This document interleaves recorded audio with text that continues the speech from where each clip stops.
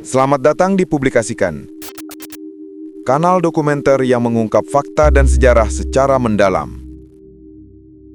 Di balik pegunungan dan ladang di barat laut Meksiko, tumbuh sebuah jaringan yang menggerakkan ratusan ton narkoba. Miliaran dolar dan konflik berdarah yang mengguncang dunia. Ini adalah kisah Sinaloa Cartel. Dari kebangkitan hingga perang internal yang masih berlangsung hari ini. Video ini dibuat untuk tujuan edukatif dan dokumenter. Tidak ada glorifikasi terhadap kekerasan atau kriminalitas. Semua data diambil dari laporan resmi dan sumber publik. Sinaloa lahir dari wilayah yang disebut Golden Triangle. Sinaloa, Durango, dan Chihuahua. Daerah ini sejak lama dikenal sebagai jalur perdagangan gelap. Pada akhir tahun 80-an, kelompok-kelompok kecil mulai membentuk jaringan yang lebih modern. Mereka mengubah bisnis lokal menjadi sistem lintas negara. Dua nama muncul di masa awal itu. Ismael Zambada Garcia, dikenal sebagai El Mayo, sosok tenang, cerdas, dan ahli bernegosiasi. Dan Joaquin Guzman Loera atau El Chapo yang kelak menjadi simbol global perdagangan narkoba. El Mayo menjaga hubungan dan strategi. El Chapo menguasai logistik dan pengiriman internasional. Dalam dekade 90-an hingga 2000-an, Sinaloa berubah menjadi jaringan terbesar di Amerika Latin. Mereka memperluas bisnis dari ganja dan heroin menjadi kokain, metamfetamin, dan akhirnya fentanyl sintetis.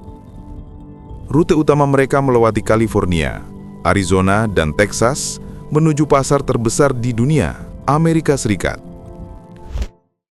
Organisasi ini beroperasi di lebih dari 50 negara. Pendapatan tahunan diperkirakan mencapai miliaran dolar. Metode mereka beragam, dari terowongan bawah tanah, kapal cepat, pesawat ringan, hingga jalur laut lintas audra. Uang hasil perdagangan dicuci melalui bisnis sah dan investasi global.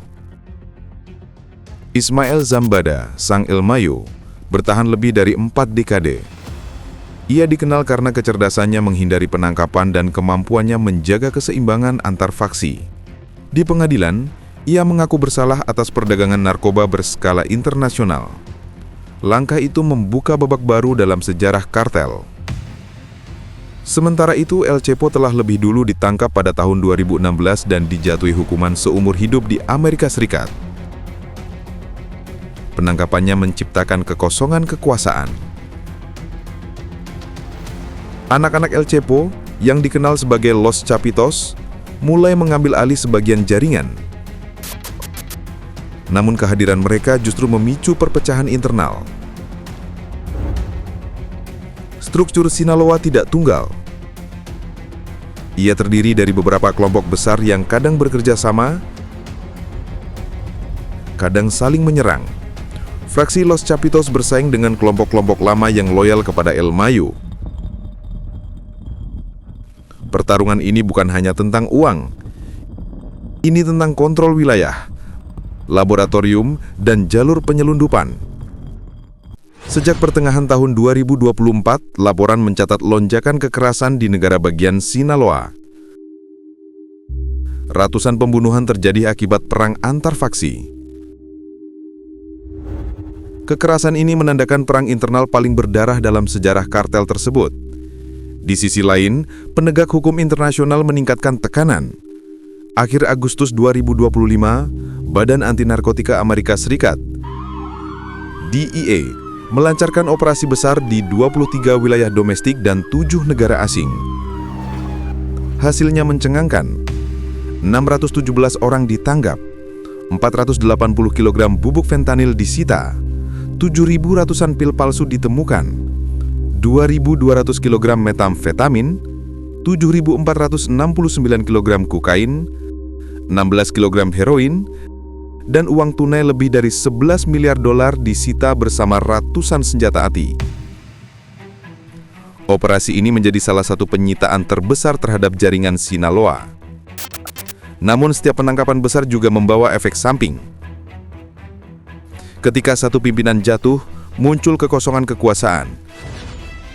Dan kekosongan itu seringkali diisi oleh pertumpahan darah baru. Di Amerika Serikat sendiri, fentanyl menjadi penyebab utama meningkatnya kematian akibat overdosis. Ribuan nyawa hilang setiap tahun karena zat sintetis yang sangat mematikan ini. Satu butir pil bisa cukup untuk mengakhiri hidup manusia. Krisis ini menjadi bukti bahwa jaringan perdagangan Sinaloa tidak hanya masalah hukum, tapi juga tragedi kemanusiaan. Penangkapan El Mayo dan proses hukumnya menandai akhir sebuah era. Tapi sejarah menunjukkan jaringan kartel seperti Sinaloa tidak benar-benar lenyap. Mereka beradaptasi, berubah, dan muncul dalam bentuk baru. Perang internal, tekanan politik, dan permintaan global menciptakan siklus yang sulit dihentikan. Sinaloa bukan sekedar nama. Ia simbol dari sistem yang kompleks, mencakup kekuasaan, korupsi, uang, dan kehilangan. Selama permintaan narkoba tetap tinggi dan korupsi masih ada, rantai ini akan terus berputar. Perang melawan kartel bukan hanya urusan senjata dan operasi militer.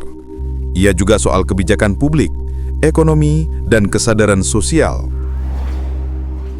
Perubahan nyata hanya akan terjadi ketika permintaan berhenti dan masyarakat memilih jalan berbeda. Jika kamu ingin tahu lebih dalam tentang bagaimana fentanyl masuk ke pasar global atau siapa sebenarnya Los Chapitos yang kini menguasai Sinaloa, ikuti seri dokumenter berikutnya di channel ini. Dan ingat, pengetahuan adalah senjata paling kuat melawan kebodohan dan kejahatan. Terima kasih sudah menyimak. Jika kamu ingin episode mendalam berikutnya, misal rute fentanyl atau profil Los Chapitos, tulis di kolom komentar. Jangan lupa subscribe untuk dokumenter lanjutan. Sampai jumpa.